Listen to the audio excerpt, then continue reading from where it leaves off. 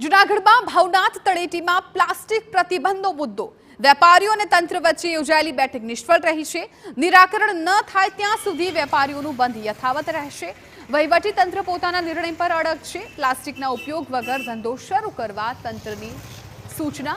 પ્લાસ્ટિકના પ્રતિબંધને લઈને વેપારીઓમાં નારાજગી જોવા મળી છે। અમે અમારી જે રજૂઆત કરી કે ભાઈ જે પેકિંગ મટીરિયલ છે, જે ખાવાની જેટલી પણ વસ્તુ છે, ચોકલેટ, બિસ્કિટ, પાણી જેટલી પણ વસ્તુઓ છે એ બધી પ્લાસ્ટિકની અંદર આવે છે। તો અમને મેળા પૂરતો થોડોક ટાઈમ આપો કે જેથી કરીને જે ગવર્મેન્ટે અને કોર્ટનો જે આદેશ છે, જે સજેશન અમે આપેલા છે એની અમે અમલવારી કરી શકીએ।